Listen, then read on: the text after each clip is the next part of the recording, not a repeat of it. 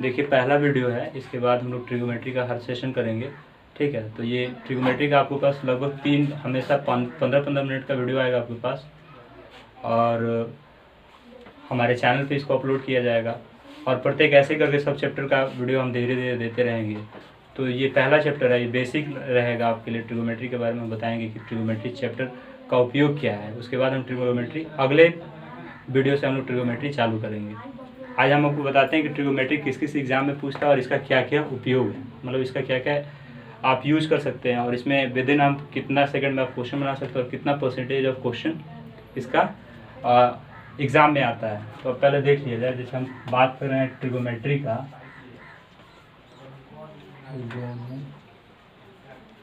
Trigonometry, तो आपको बता दें इसका इस चैप्टर का प्रयोग आप किस किस एग्ज़ाम में होता है, सबसे पहले वो जान लिया जाए। सबसे पहले आपको बता दें कि एसएससी का जितना भी एग्ज़ाम है, वनडे एग्ज़ाम जितना भी एसएससी का है, जैसे आपको बता दें इसमें एमटीएस का एग्ज़ाम आता है, या एलडीसी का एग्ज़ाम आता है, या सीजीएल का एग्ज़ाम आता है,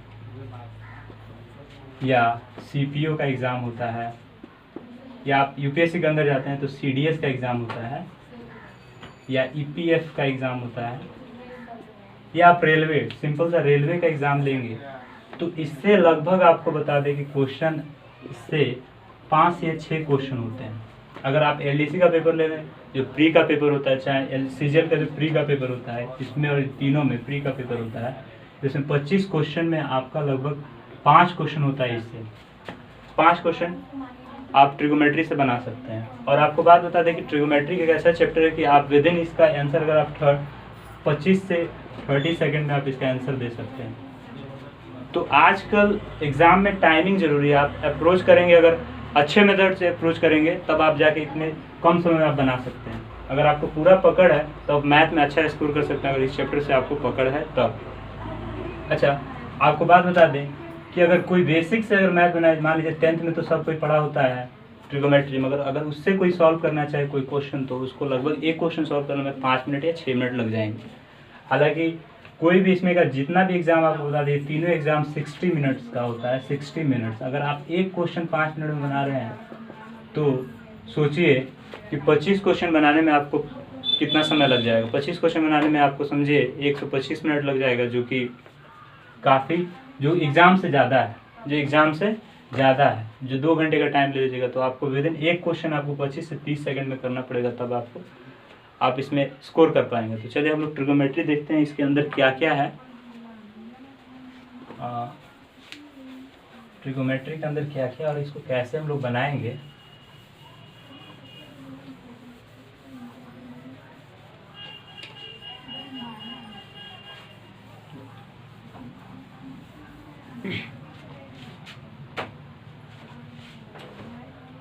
तो जैसे आपको ट्रिगो बता दें, ट्रिगो का देखिए, जो ये ट्रिगोनोमेट्री है ये किस किस चीज़ से बना है। सबसे पहले इसमें हम ये वाला पार्ट लेते हैं, ट्री, और ये हो गया गो प्लस गोनस, गोनस से बना है, और ये जो मेट्री है ये मेट्रस से बना है। तो ट्री मतलब 3 होता है, और गोनस मतलब एंगल होता है, और मेट्रस मीन्स होता है आपको मेजरमेंट होता है। तो 3 एंगल के मेजरमेंट के बारे में जिसमें चर्चा किया जाता है उसे ट्रिगोमेट्री कहा जाता है। और आप लोग जैसे ट्रिगोमेट्री का पूरा ये लैटिन शब्द है, और ये आपका इंग्लिश का हो गया। तो ये लैटिन शब्द है, ट्री मतलब 3, गोनस मतलब एंगल, और मेट्रस मतलब मेजर, मापना। यानी 3 एंगल के बारे में मापने को ट्रिगोमेट्री कहा जाता है। अब ट्रिगोमेट्री के अंदर आ जाए तो ट्रिगोमेट्री का उपयोग हम क्या करते हैं। तो ट्रिगोमेट्री का जनरल आप लोग भी जानते हैं, ट्रिगोमेट्री का उपयोग हम बेसिक राइट एंगल ट्राइंगल में करते हैं, यानी समकोण त्रिभुज में करते हैं। तो हालांकि ऐसा नहीं है, समकोण त्रिभुज में नहीं करते हैं, किसी भी प्रकार के त्रिभुज में आप कर सकते हैं, उसका हम बताएंगे। और आपको बता दें क्वाड्रिलेटरल में भी, यानी चतुर्भुज में भी इसका प्रयोग आप कर सकते हैं। तो उसका प्रयोग कैसे होगा आपको बताया जा रहा है।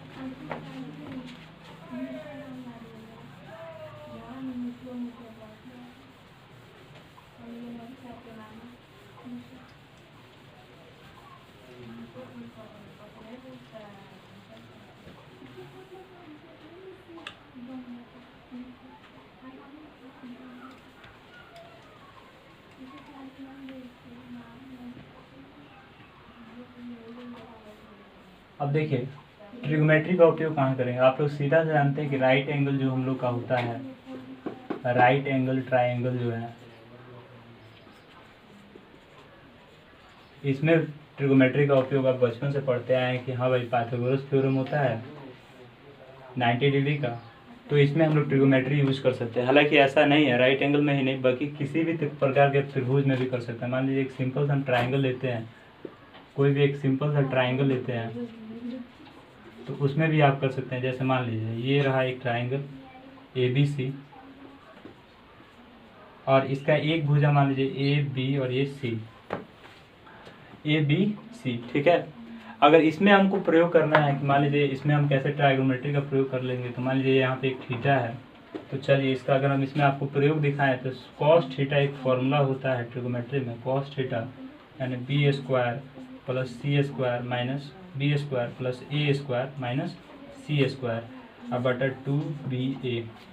तो आप ऐसे किसी प्रकार के ट्राइंगल में इसका प्रयोग कर सकते हैं। एक साइन का फॉर्मूला होता है, आप इसका एरिया भी निकाल सकते हैं। जैसे देखिए 1/2 AB इंटू साइन थीटा तो मतलब इसका मतलब ये हुआ कि आप किसी भी प्रकार के त्रिभुज में आप ट्रिग्नोमेट्री रेशियो या ट्रिग्नोमेट्री का प्रयोग कर सकते हैं। साथ में आपको बता दें क्वाड्रिलेटरल यानी चतुर्भुज में भी आप ट्रिग्नोमेट्री का प्रयोग कर सकते हैं। कैसे दिखाते हैं आपको। ये रहा, मान लीजिए कोई किसी प्रकार का कोई भी क्वाड्रिलेटरल है और एक डायगोनल हमने यहाँ से यहाँ खींचा और ये एक एंगल हो गया और ये एक एंगल हो गया, तो यहाँ से दो त्रिभुज बन जाएगा, थीटा और यहाँ पे भी थीटा। तो ये दोनों त्रिभुज में अगर इसका उपयोग कर लेंगे नहीं तो इसका उपयोग कर लेंगे, यानी इससे साबित ये हुआ कि हम त्रिभुज हो चाहे क्वाड्रिलेटरल हो चाहे राइट एंगल ट्राइंगल हो, किसी भी कहीं भी हम ट्रिग्नोमेट्री का यूज कर सकते हैं। स्पेसिफिक राइट एंगल ट्राइंगल के लिए नहीं है। अब चलिए ट्रिग्नोमेट्री पढ़ना है तो सबसे पहले हम लोग बेसिक जान लेते हैं कि है क्या। आपको हमने बताया ट्रिग्नोमेट्री है क्या, ट्रिग्नोमेट्री चैप्टर है क्या, नाम उसका क्या है। अब देखिए इसमें आपको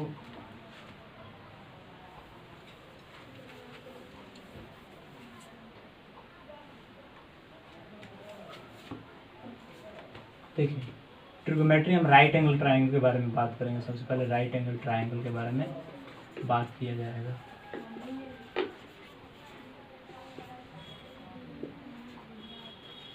राइट एंगल ट्राइंगल इसमें क्या कि एक कोण जिसमें 90 डिग्री का हो, जैसे मान लीजिए ये हमने एक त्रिभुज बनाया ABC जिसमें B 90 डिग्री है, तो राइट एंगल ट्राइंगल में आपने एक पाइथागोरस थ्योरम आपने पढ़ा होगा। पाइथागोरस थ्योरम 9th में पढ़ना है, पाइथागोरस थ्योरम चाहे पाइथागोरस थ्योरम 10th में पढ़ना है और 10th में पढ़ना है तो आपको बता दें उसमें क्या है कि कर्ण स्क्वायर और ये लंब है और ये आधार है, तो उसमें फॉर्मूला क्या था, इसको हाइपोटेनस कहा जाता है, यानी एस से इसको डिनोट किया जाता है, इसे परपेंडिकुलर कहा जाता है, पी से डिनोट किया जाता है, इसे बेस कहा जाता है, बी से डिनोट किया जाता है, इसे बेस कहा जाता है, इसे बी से डिनोट किया जाता है। तो आपने एक फॉर्मूला पढ़ा होगा H बराबर या P square plus B square बराबर एच स्क्वायर, इसी पे टिका होता है। मतलब यही फॉर्मूला मेन है ट्रिग्नोमेट्री में और हम आपको कोशिश करेंगे कि इसी फॉर्मूला से पूरा ट्रिग्नोमेट्री का जितना भी फॉर्मूला है हम आपको ड्राइव करके दिखा देंगे। तो चलिए अब आपको बताते हैं कि कर्ण किसे कहते हैं, आधार किसे कहते हैं और लंब किसे कहते हैं। आधार उस पर कहते हैं जिस पे त्रिभुज टिका हुआ हो, जिस पे त्रिभुज रखा हुआ है उसको आधार कहते हैं, और जो त्रिभुज की ऊंचाई हो गई यानी संपूर्ण त्रिभुज की जो ऊंचाई है उसे लंब कहा जाता है। क्या कहा जाता है, लंब। और जो 90 डिग्री के सामने जो भुजा आएगा उसे कर्ण कहा जाता है, उसे कर्ण कहा जाता है। अच्छा एक और चीज़ आपको समझा दें कि जो ये भुजा का लंबाई होगा इन दोनों भुजाओं के वर्ग के बराबर होगा, वही P square plus B square बराबर एच स्क्वायर, यानी इन दोनों भुजाओं के वर्गों का योग तीसरे भुजा के वर्ग के बराबर होगा। यही हमारा एक पाइथागोरस थ्योरम है।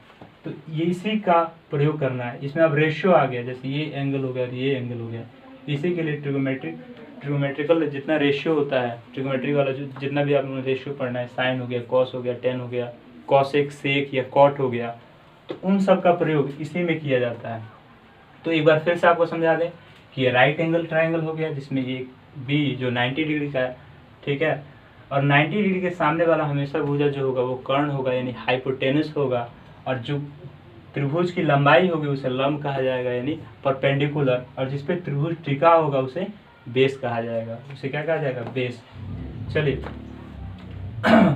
अब आपको बता दें कि इन दोनों, और एक और चीज इसमें है कि लंब का स्क्वायर, आधार का स्क्वायर, और दोनों को जोड़ा जाएगा तो वो कर्ण के वर्ग के यानी कर्ण के स्क्वायर के बराबर होगा।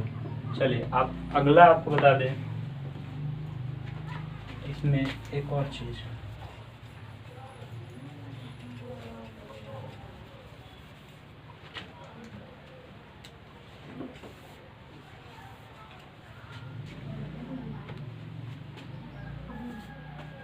अच्छा जैसे ट्रिगोमेट्रिक अब फंक्शन कितने होते हैं, तो आपको 6 फंक्शन आप जानते करते हैं ट्रिगोमेट्री का। जैसे सबसे पहला आपको बता दें साइन थीटा, दूसरा कॉस थीटा, और तीसरा टेन थीटा, और चौथा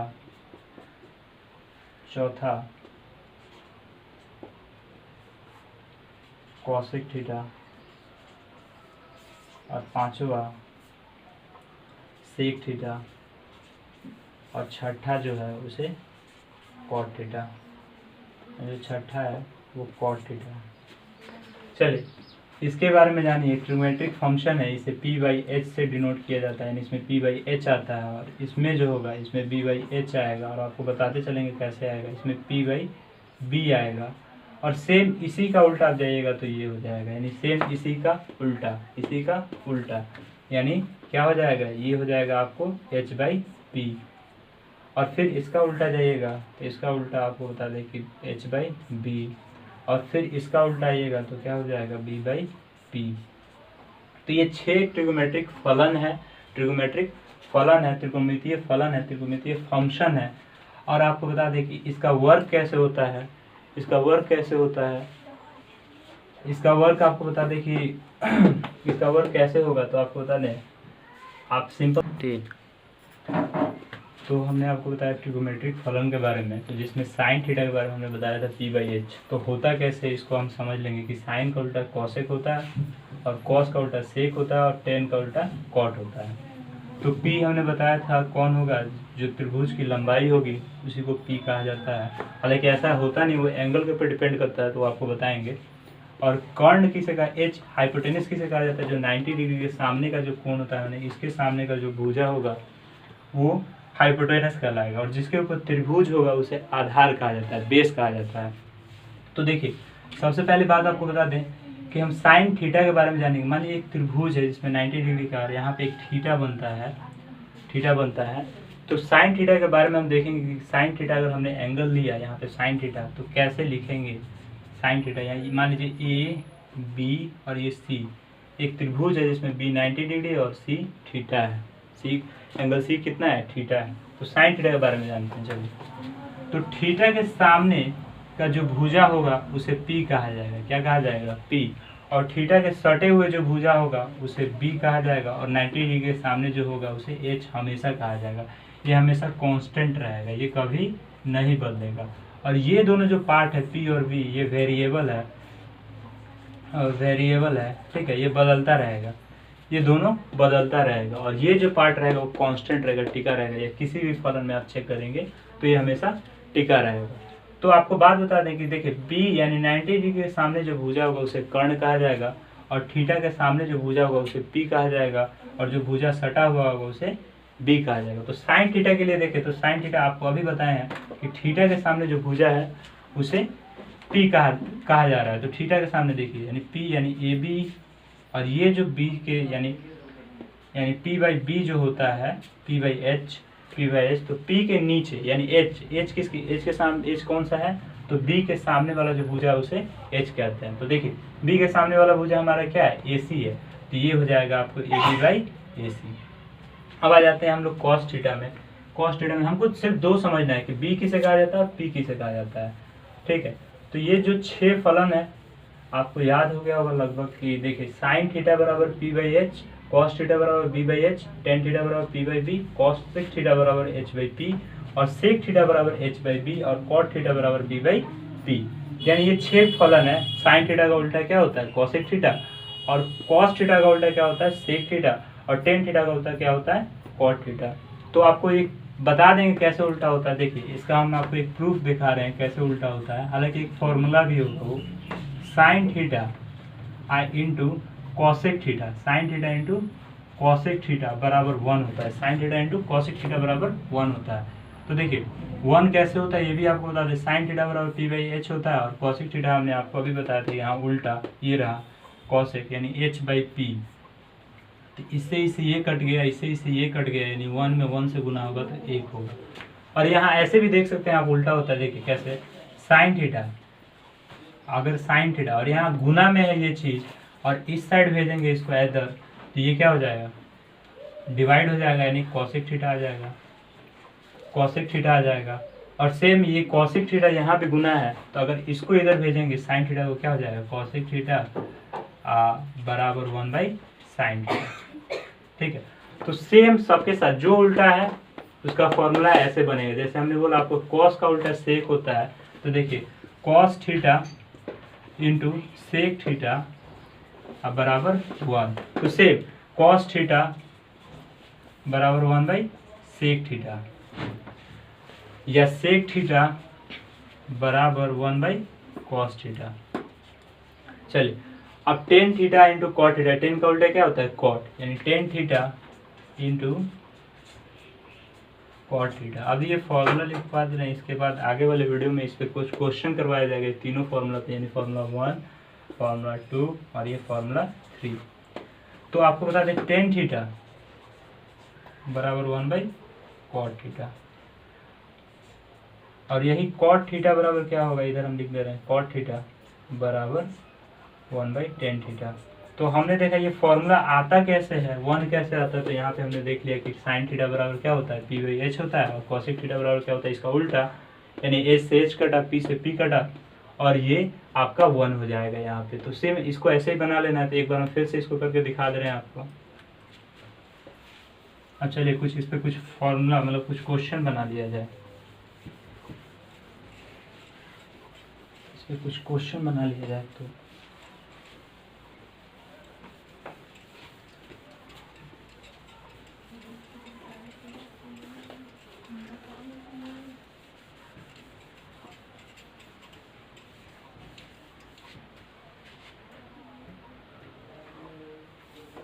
देखिए जैसे हमने आपको अभी बताया था साइन थीटा बराबर पी बाई एच, ठीक है, साइन थीटा बराबर पी बाई एच, और ये थीटा एंगल को कहा जाता है, जो आपका एंगल है उसी को थीटा कहा जाता है, और ये आपका फलन है। तो चलिए एक त्रिभुज हमने लिया और इसमें मान लीजिए ये 3 है और ये 5 है, ए बी सी एक त्रिभुज है, ए बी सी एक त्रिभुज है, ये 3 है और बी जिसमें 90 डिग्री है, और हमको कॉस सी बराबर पूछ रहा है, यानी कॉस साइन सी बराबर वाट, साइन सी बराबर वाट, ये क्वेश्चन पूछ लिया, साइन सी बराबर वाट ये हमको क्वेश्चन पूछा। तो आपको शुरुआत में मैंने एक फॉर्मूला लिखवाया था क्या, P square plus B square बराबर एच स्क्वायर। ये जो फॉर्मूला यहाँ पे अप्लाई करेंगे, क्योंकि हमको पी चाहिए, साइन थीटा में क्या आता है पी आता है, जहाँ पे पी नहीं है, क्योंकि इस एंगल के बारे में हम बात करेंगे, इस एंगल के बारे में साइन सी यानी ये एंगल, तो हमको पी चाहिए, क्योंकि इस थीटा के सामने वाला जो भुजा होता है वो पी होता है, जबकि नीचे वाला बी है, तो पी इसमें है नहीं, तो पी निकाल लेंगे। देखिए पी कैसे निकालेंगे, यानी एच है तो ये फॉर्मूला यहाँ लाएंगे, यानी P square plus B H square बराबर P square plus B square बराबर एच स्क्वायर, यानी पी हमको निकालना है, तो पी को ऐसे ही रहने देंगे, पी स्क्वायर, इस बी को इधर भेजेंगे, यानी H square minus B square, और p बराबर क्या होगा root under H square minus B square. ठीक है, अब देखिए p बराबर जो होगा, p हमको निकालना है, यहाँ पे b हमको पता है, क्योंकि थीटा के सटा हुआ जो भुजा होता है उसको b कहते हैं, और 90 डिग्री के सामने वाला जो भुजा होता है उसे h कहते हैं, और थीटा के सामने वाले भुजा को p कहते हैं। तो देखिए यहाँ पे क्या है, यहाँ पे p है और b और h हमको पता है, तो रख देंगे, सिंपल सा इसको रख देंगे, यानी h बराबर क्या होगा 5 रखेंगे, 5 का स्क्वायर कर लेंगे, और b बराबर 3 रख देंगे और 3 का स्क्वायर कर लेंगे, और इसका स्क्वायर रूट निकाल देंगे। जैसे देखिए ये हुआ 25 और ये हुआ आपका 9, यानी क्या हो गया 16, 16 यानी बराबर 4। इसका स्क्वायर रूट निकालेंगे 4, यानी p बराबर 4 आ गया, यानी हम यहाँ पे 4 रख देंगे। ठीक है, अब हमको तीनों पता चल गया। अब देखेंगे साइन सी, यानी इस एंगल के बारे में बात किया जा रहा है, यानी इस एंगल के बारे में बात किया जा रहा है। और साइन सी का फॉर्मूला हम जानते हैं कि साइन सी यानी एंगल, यानी साइन थीटा बराबर कितना होगा, p/h होगा।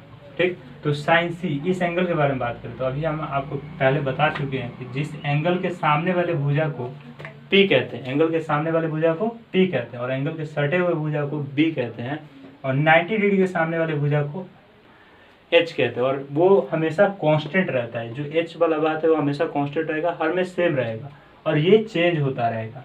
अगर मान लीजिए यहाँ एंगल अगर साइन ए हमसे पूछता तो हमको ये निकालने की ज़रूरत नहीं थी, क्योंकि इसके सामने का जो ये भुजा है ये P हो जाता और ये हमारा H हो जाता।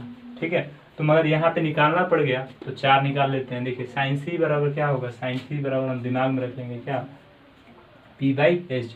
तो साइन सी के सामने कौन सा p होगा, यानी भुज थीटा के सामने वाला जो भुजा होगा यानी AB, क्या होगा AB। और 90 डिग्री के सामने जो हमेशा भुजा वो तो हमेशा h तो होगा ही, यानी AC।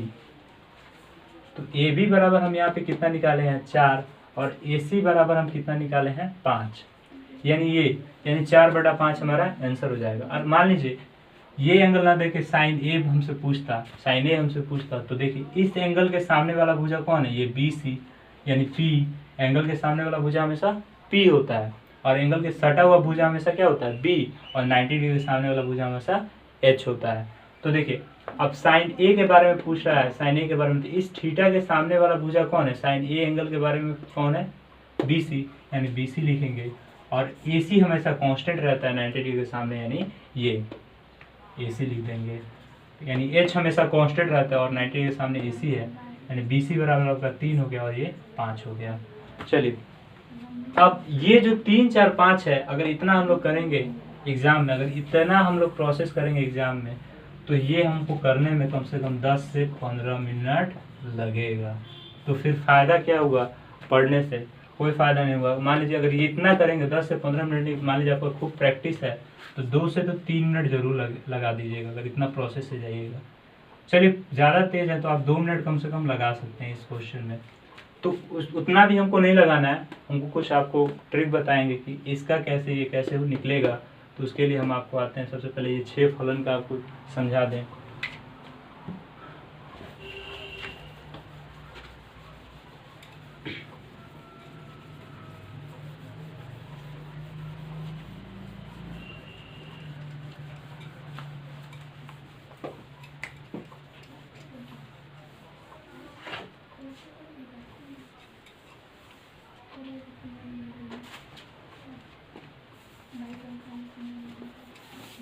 अब देखिए हमने साइन के बारे में बात किया, कॉस के बारे में बात करते हैं, कॉस थीटा के बारे में। कॉस थीटा आपने क्या पढ़ा है, b/h, क्या पढ़ा है, b/h। चलिए एक त्रिभुज ले लिया जाए,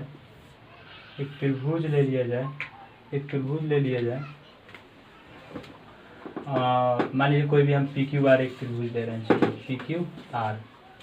PQR हमने एक त्रिभुज लिया, 1/2 24/2 यानी 12। ठीक, चलिए हमने PQR एक त्रिभुज ले लिया और एंगल PQR एक त्रिभुज ले लिया, और इसमें हमने बोला कि ये चलिए ये आपका 5 हो गया और ये 13 हो गया। ये हमको नहीं पता है, ठीक है। और हमसे क्वेश्चन क्या पूछ दिया, कॉस P बराबर वाट। अब चलिए कॉस P हम देखेंगे कहाँ है, तो कॉस P PQR त्रिभुज में, यानी P मतलब यहाँ पे क्या होता है, एंगल होता है, यानी थीटा क्या है, एंगल है। जो थीटा एंगल है, यानी इस थीटा के बारे में बात किया जा रहा है, यानी कॉस P, यानी ये एंगल, इस एंगल के बारे में। तो इस एंगल में B कहाँ है, इस एंगल में B ढूंढना है। तो B तो ये सटा हुआ भुजा होता है और ये हमेशा 90 डिग्री का है, 13 यहाँ पे Q ये 90 डिग्री का है, तो ये तो हमेशा 90 डिग्री का हो गया। ठीक है, तो ये तो हमें हमारा H हो गया, ये हमको पता है। और इस एंगल के बारे में हम बात करें तो इस एंगल के सामने वाला जो भुजा है वो तो P हो गया, यानी हमको B नहीं पता है, यानी एंगल के सटा हुआ भुजा जो होगा B, और हमको कॉस थीटा में क्या चाहिए, B/h। तो बी हम निकाल लेंगे। बी कैसे निकालेंगे, देखिए वही फॉर्मूला लगाएंगे, यानी P square plus B square बराबर एच स्क्वायर। तो इस बार हमको बी चाहिए तो बी को इधर रखेंगे और ये प्लस इधर जाएगा तो माइनस हो जाएगा, यानी H square minus B square. और ये स्क्वायर इधर जाएगा तो क्या हो जाएगा, स्क्वायर इधर जाएगा क्या हो जाएगा, रूट हो जाएगा, यानी बी बराबर root under H square minus B square. हमेशा इस फॉर्मूला को याद रखिए, ये शॉर्टकट आप रख सकते हैं, अपने से बना सकते हैं, कोई फॉर्मूला होता नहीं है, सिंगल यही एक फॉर्मूला होता है, पाइथागोरस फॉर्मूला यही होता है। बाकी ये दो फॉर्मूला ये ऐसे ड्राइव करना आपके हाथ में, आप इसको ड्राइव करके याद कर सकते हैं, चाहे ये सिंपल सा फॉर्मूला आप याद रखें। तो बी हमको निकालना है और हमको पी पता है और एच पता है, तो निकाल लेंगे, यानी यहाँ रखेंगे 13 का ऐसे निकालेंगे और यहाँ 5 है, 5 रखेंगे, तो ये क्या हो जाएगा 169 और ये 25, यानी यहाँ पे क्या हो जाएगा 144, यानी 12। 144 का रूट निकालेंगे तो कितना हो जाएगा 12। अब देखिए इतना हम लोग कर रहे हैं तो बहुत ज़्यादा टाइम लग रहा है, आपको उसके बारे में बताएंगे कि इसको शॉर्ट में कैसे किया जाएगा, उसका एक ट्रिक है आपको बताएंगे, पहले ये देख लिया जाए। तो ये हमारा बी निकल गया, यानी ये 12, बी निकल गया यानी 12। चलिए अब देखिए, अब हमने क्वेश्चन क्या था कॉस पी, तो कॉस पी के लिए बी कौन सा होगा, यानी बेस क्या है, बी बाई एच होता है ना कॉस थीटा का, बी बाई एच, तो पहले बी निकालना है। तो कॉस पी के लिए बी कौन सा होगा, तो ये एंगल इस एंगल के पास आ गया और इसे हम पूछेंगे, तो इस एंगल के सामने वाला जो भुजा होगा उसे पी कहेंगे और एंगल का जो सटा हुआ भुजा होगा उसको बी कहेंगे, यानी बी ये रहा 12 और सामने वाला पी है, और ये तो आपका एच हमेशा फिक्स है ही है। तो बी यानी एंगल पी बराबर क्या होगा बी, यानी बी इसका कौन है पी क्यू, और एच आपका क्या है थीटा के सामने 90 डिग्री के सामने एच देख लेंगे, यानी पी आर, क्या हो जाएगा पी आर, यानी पी क्यू कितना हो गया, पी क्यू आपका 12 हो गया और पी आर आपका कितना हो गया, पी आर आपका 13 हो गया। ठीक है, ये आपका हो गया, मतलब बी आप पहचान जाएंगे। अगर मान लीजिए कॉस आर पूछ दिया तब क्या करेंगे, कॉस आर पूछ दिया, चलिए कॉस आर पूछ दिया तो इस एंगल के पास आएंगे और ये देखेंगे एंगल, इस एंगल के सामने वाला जो भुजा होगा वो क्या होगा पी, एंगल के सामने वाला भुजा हमेशा पी, और एंगल के सटा हुआ भुजा क्या है बी, यानी इस वक्त बी कौन सा हो गया क्यू आर, और आपका एच तो ये फिक्स है यानी पी आर। ठीक है, तो क्यू आर आपका 5 हो गया और एच आपका 13 हो गया, यानी एंगल के हिसाब से पी और पी बदलता रहता है, जबकि 90 डिग्री के सामने वाला एच हमेशा कांस्टेंट रहता है, एच हमेशा क्या रहता है कांस्टेंट रहता है। चलिए अब ऐसे ही आप 10 में देख सकते हैं, 10 में आप मान लीजिए 10 हमको निकालना है, चलिए 10 पी बाई बी होता है, चलिए हमको अब 10 निकालना है, 10 थीटा बराबर क्या होता है पी बाई बी। तो इसमें देख लीजिए पी बाई बी यानी 10 थीटा हमको निकालना है, यानी चलिए 10 पी के बारे में पूछते हैं, 10 पी क्या है। आप लोग कॉपी अगर कलम लेके बैठे हैं तो आप आंसर दे सकते हैं, आप ट्राई कीजिए।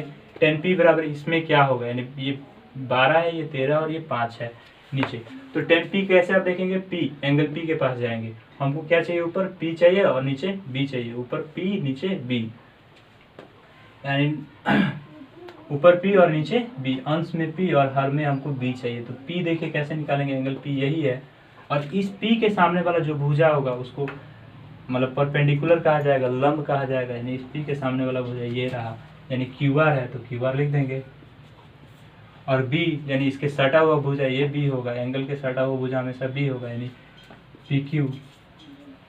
तो पी आप क्यू आर क्या हो गया, क्यू आर आपका 5 हो गया और ये आपका 12 हो गया, तो ये आपका आंसर हो जाएगा। तो बाकी सब ऐसे निकाल लेंगे। अब चलिए इसका अगर उल्टा पूछ दे सेक आर, तो निकालना ही नहीं है, इसको उल्टा कर दें, यानी एच बाई पी होता है ना, एच बाई बी होता है, तो उल्टा कर दिए। अगर इसका पूछ दिया कॉट का उल्टा, कॉट क्या पूछ दिया कॉट पी, तो कॉट पी क्या करेंगे, इसको उल्टा कर देंगे, कॉट पी क्या होता है बी बाई पी होता है ना, तो इसको उल्टा कर देंगे 12/5। ठीक है, तो ऐसे करके हम लोग निकाल लेंगे।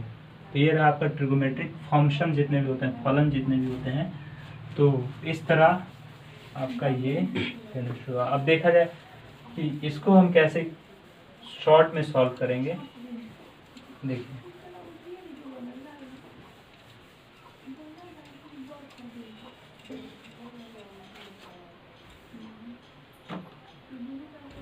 इसको शॉर्ट में कैसे सॉल्व करेंगे ये भी देख लीजिए।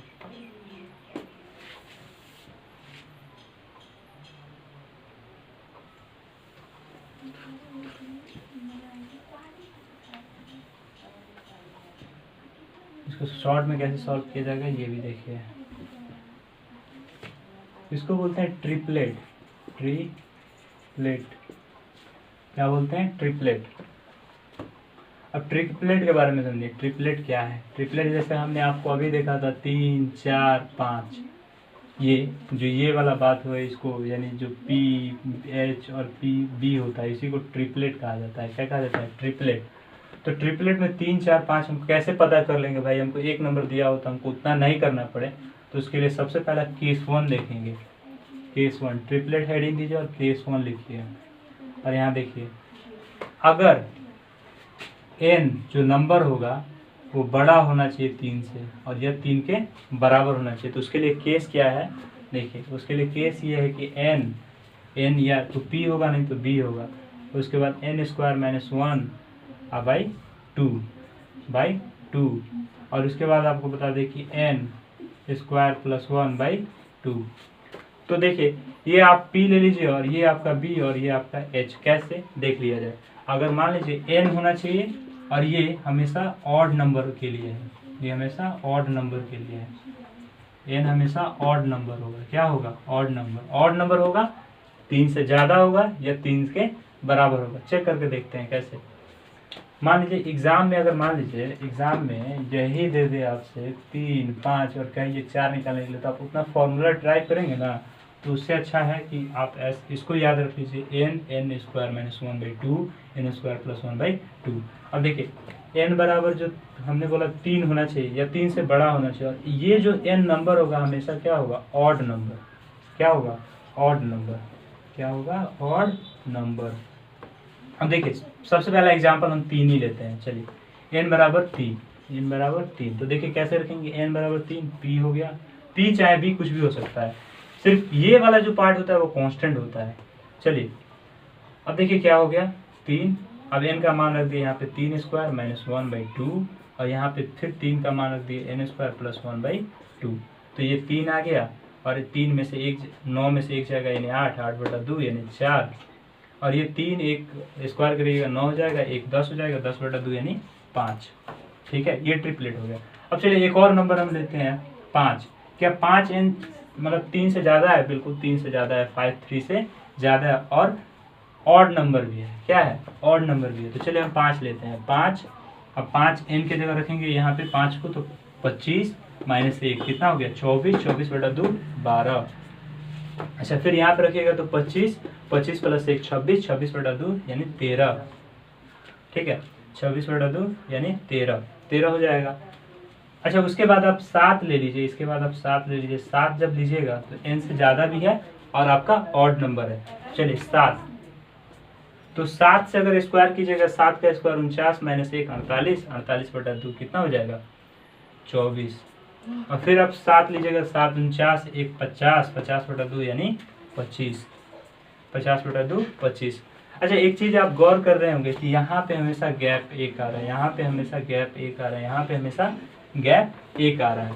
तो आप, अगर आपको ये पता है और ये पता है तो आसानी से आप ये बता सकते हैं। अगर ये पता है आसानी से आप ये बता सकते हैं। इस केस का मतलब ये हुआ कि ट्रिपलेट हम कैसे निकालेंगे। हम विदिन ये वाला formula P square plus B square जो बहुत पुराना हो चुका है, ये यूज किए बिना हम कैसे पता लगा लेंगे।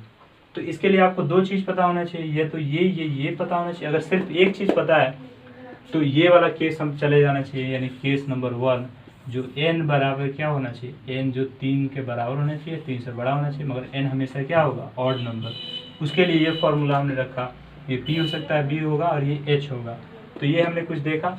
और इसमें एक बेसिक चीज़ आपको बता दें कि यहाँ पे हमेशा कॉमन 1 आ रहा है, दोनों का डिफरेंस 1 आ रहा है। 24 25 1 13 12 12 13 1 4 5 1। आगे चेक किया जाए। चलिए 9 n यानी 3 से ज़्यादा भी है और ऑड नंबर भी है, चेक किया जाए। चलिए 9 n बराबर 9, पहला नंबर जो होगा 9, और इसके बाद ये वाला 9 का स्क्वायर की जगह 81 माइनस 1 यानी 80 को 2 से भाग दीजिएगा, क्या हो जाएगा? 40। चलिए, और इस पे आइएगा 81 में प्लस 1 की जगह 82 में 2 से भाग दीजिएगा, आपका हो जाएगा 41। ठीक है, ये आपका 41 हो जाएगा। और यहाँ पे भी गैप देखिए तो हमेशा 1 आ रहा है। यानी चलिए आपको अगर एक क्वेश्चन दे दें ऐसे, ये रहा 11 बेस 11 है, इसका आपको पी एच बताना है और ये आपका पी बताना है। बेस बराबर 11 है। कैसे निकालिएगा? तो 11 जो है ऑड नंबर भी और 3 से ज़्यादा भी है, तो हम ये वाला फॉर्मूला यूज कर सकते हैं, यानी n बराबर 11 हो गया, ठीक है। और n का स्क्वायर की जगह कितना हो जाएगा? 121 माइनस 1/2 यानी 120/2 यानी 60 हो जाएगा। यानी p बराबर आप 60 लिख दीजिएगा। b बराबर जब ये है तो p बराबर आपका 60 हो जाएगा। और h जो होगा फिर यहाँ पे रखेंगे n स्क्वायर यानी 11 का स्क्वायर कितना हो जाएगा? 121 प्लस 1/2 यानी 122/2 कितना हो जाएगा? 2 छक 12 1 यानी 61 क्या हो जाएगा? यानी 11 12 11 60 और 61। अगर मान लीजिए आप ये फॉर्मूला यूज करते तो कम से कम आपको इसमें लग जाता 5 मिनट से तो कम नहीं, कम तो लग भी नहीं जाता। हम गारंटी दे सकते हैं। किसी का ज़्यादा अगर मतलब कोई ज़्यादा प्रैक्टिस किया हो तो उसका 2 मिनट तो मिनिमम लगेगा ही। और इसमें आप विद इन माइंड के साथ आप कैलकुलेट कर सकते हैं अगर आपको इस पर कमांड हो गया तो ये वाला जो मेथड है one of the best method है, आप यूज कर सकते हैं। इस ट्रिपलेट के जरिए कैसे भी आप निकाल सकते हैं। One of the best method आपको हम बताए हैं। तो इसका अगला केस हम अगले वीडियो में लाएंगे, इसलिए आप इस पर कमेंट करके बताएं कि कैसा है, क्योंकि मेरा ये पहला वीडियो आ रहा है, कोई एक्सपीरियंस नहीं है, ठीक है। तो आप कमेंट करके बताइए कहाँ मतलब क्या इसमें सुधार किया जा सकता है, कैसा आपको वीडियो लगा, ऑडियो कैसा लग रहा है या वीडियो क्वालिटी कैसा है, तो कमेंट करके बताइए। और लाइक कीजिए, शेयर कीजिए और चैनल को सब्सक्राइब कीजिए।